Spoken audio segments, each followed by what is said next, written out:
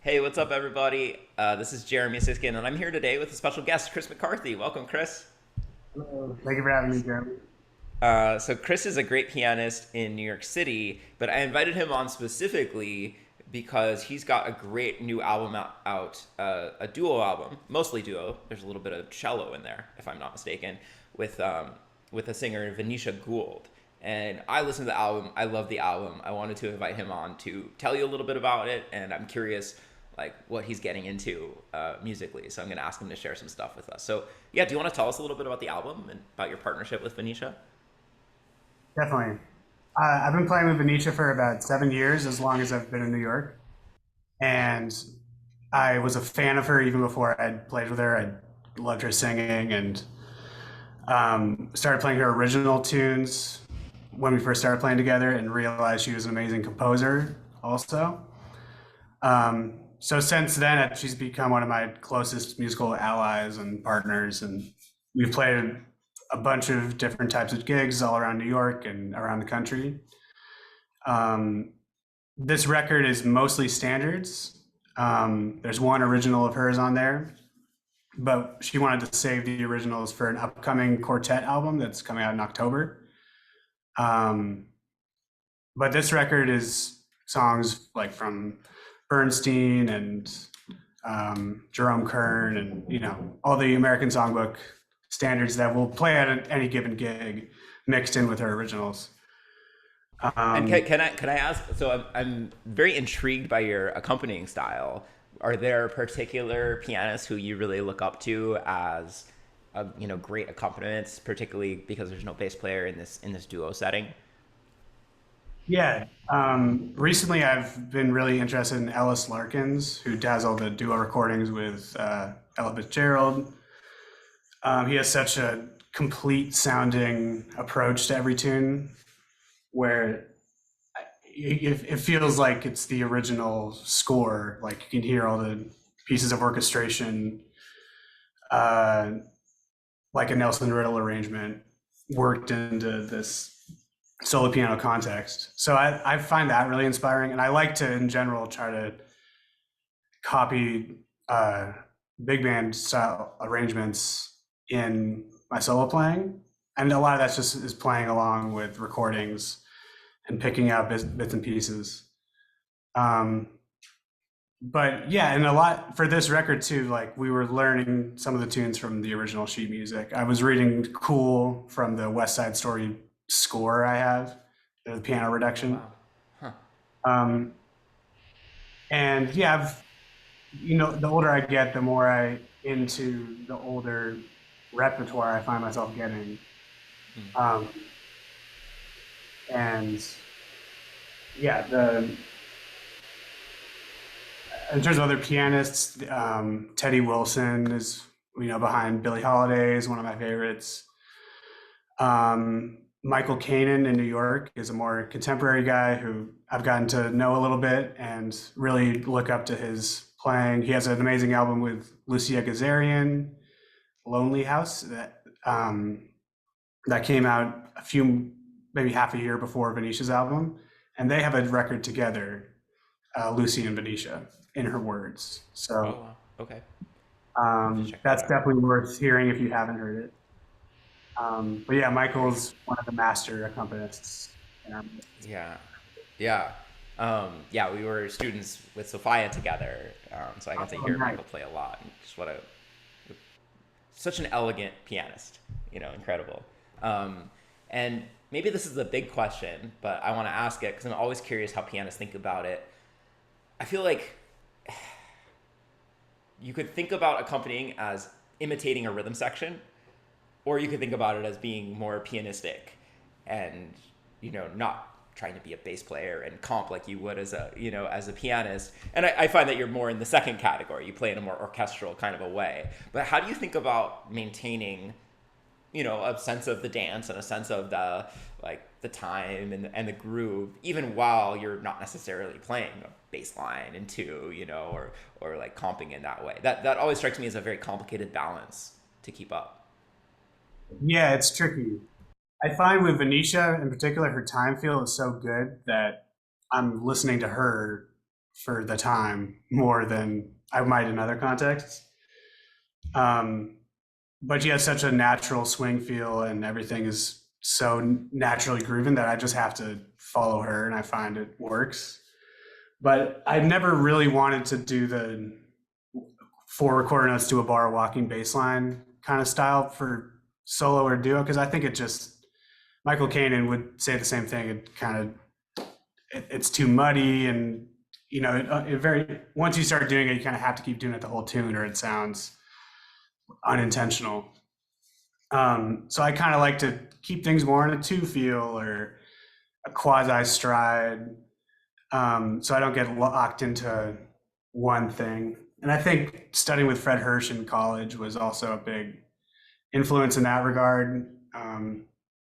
He would never have people play bass lines when they were playing solo. It was always about four voices happening, each with its own melodic contour, and trying to use the whole range of the piano.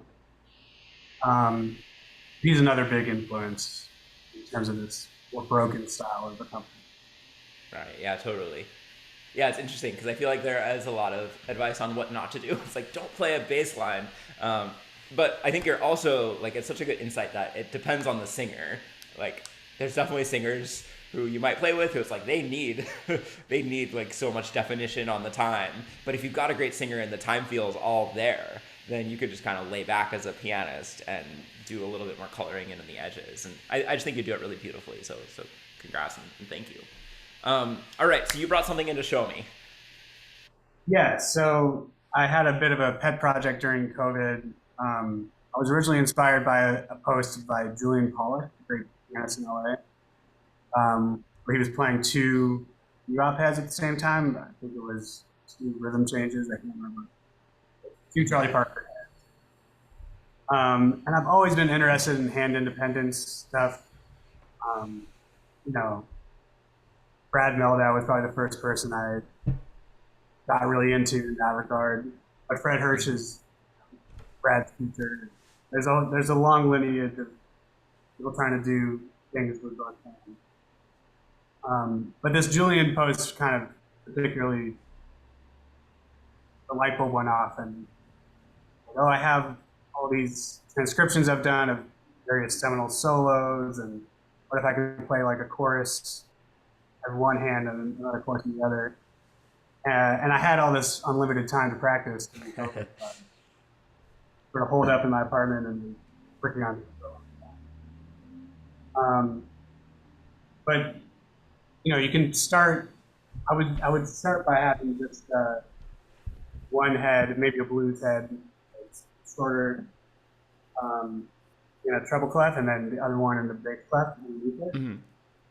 And do it with two like simple heads. Sunny Moon for two.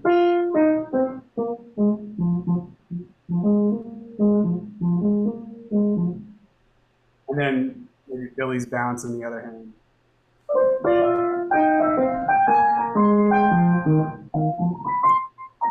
Yeah, so like I got the first phrase. Is that Billy's Bounce? That sounds like a. Oh, that was Dance of the Infidel. Different word. Okay. Yeah. So. Yeah. So things like just picking different heads. I'm trying to think of a more like a riff-based one. Now's the time. Against the other one.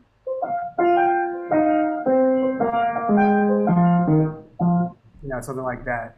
And I would take it kind of one bar at a time like that until but I would also be reading it. I'm not reading it at the moment.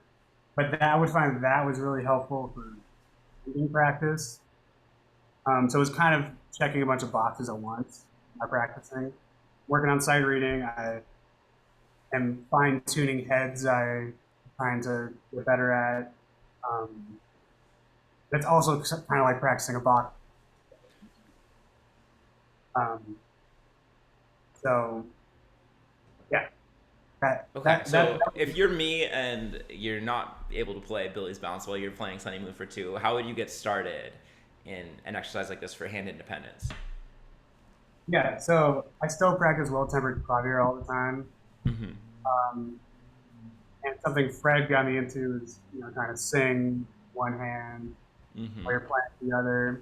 And that can be super helpful to get started. Mm-hmm. And now if you're playing something like, uh,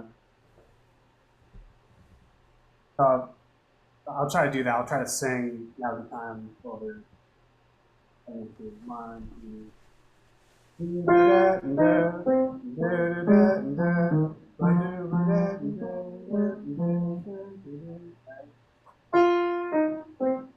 but you can also like switch back and forth, like 4 bars of one, 4 bars of the other, until you start to hear the layers happening simultaneously. Mm. Um, but yeah, it's a lot of this like you want to learn the heads as well as you can. Probably like playing in octaves. And also, you have when you're doing this, you ideally are not looking at your hands. So just like getting whatever it is in your muscle memory,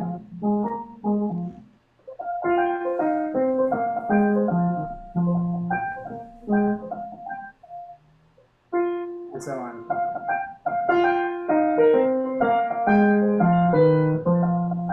You have to do. I have to do it really slow to really be accurate. And then over a Uh-huh. course of like an hour, I'll work it up to a real tempo, and then maybe post a video. Wow. Um, Yeah, and I wonder like I could imagine like a really beginning step to be to play the head and maybe like play a slow scale or to play a scale at different like at different rhythmic units like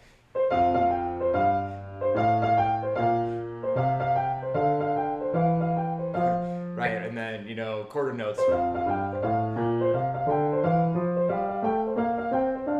and then try eighth notes or something. That could be one way that someone could like get a melody in their head while trying to do something completely different like in their other hand. um, yeah, because it's all about just having the head be in your muscle memory. Like you don't want to be thinking about it at all. Right. I find it gets me to this sort of Zen state where I have to be really focused and also not thinking about anything, which is kind of the headspace I want to be in to improvise. Mm. But I find if I like practice this stuff for a while, then when I'm just playing solo whatever I want, I have way more ideas and just because of that I've been in that headspace already of Hmm.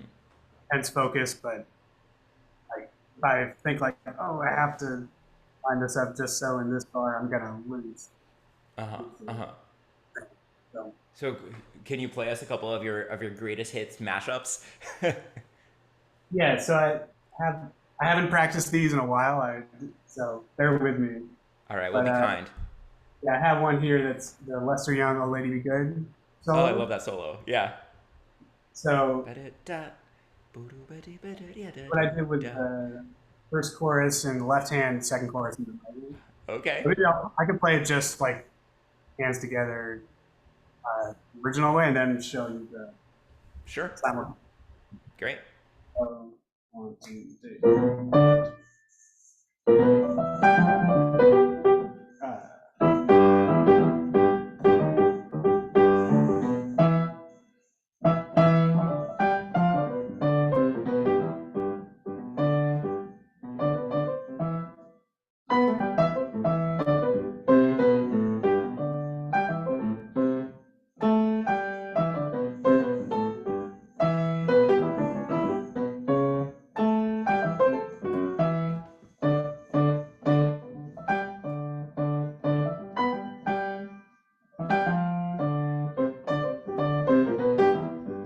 Here's the second chorus.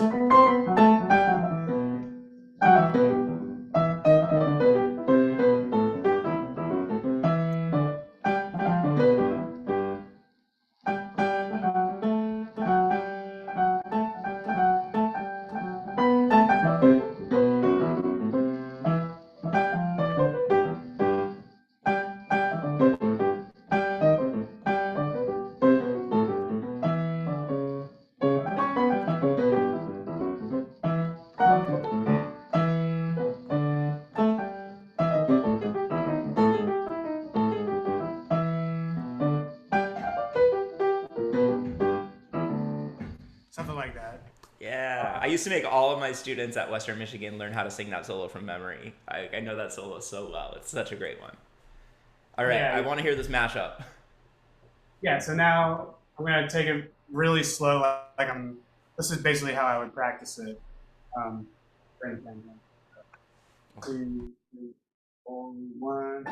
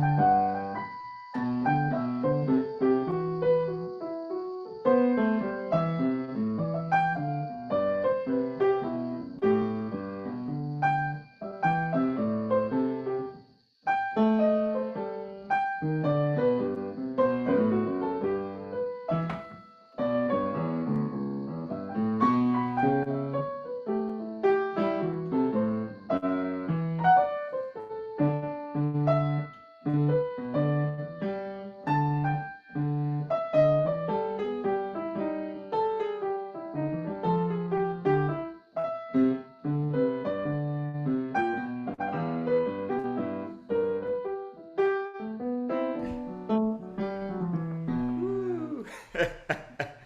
Wow, that's a lot of brain power. And I'm always curious, to what degree do you feel like you're able to consciously hear both, or is it just like you're switching back and forth really fast? Yeah, it's hard to say. I am at its highest form. I'm trying to like sing both in my head Yeah, simultaneously. right. Um, but I just find it really interesting, like the little pieces of vocabulary that will line up in the same part of the bar, Mm, uh-huh. various spots. And if you just take like any one of these bars, there's so much information you can get out of it.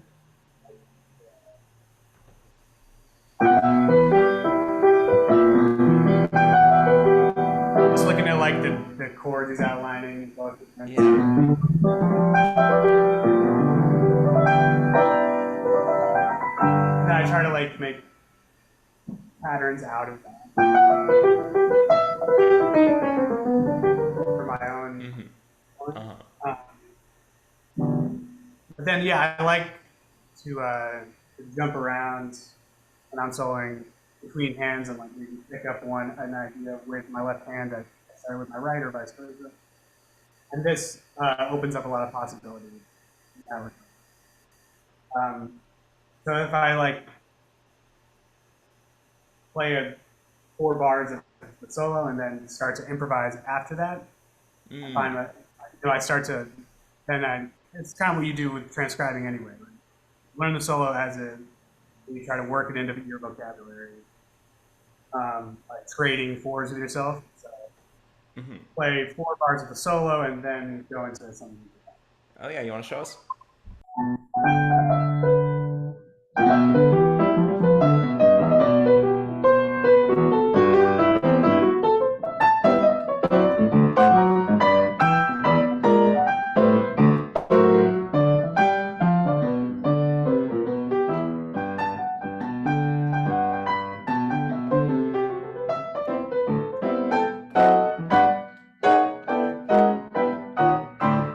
Whatever. But it's about like blurring the line between the written transcribed stuff and improvised. Mm-hmm. I find it's like opens me up and Yeah, that's awesome. I'm trying to decide whether I'm going to attempt it now. The only thing I've ever done that's kind of like that is I did a round version, like a canon on Opera Vav, um, cool. which is kind of another way to, I could do the opening, but I think I get lost somewhere in there these days.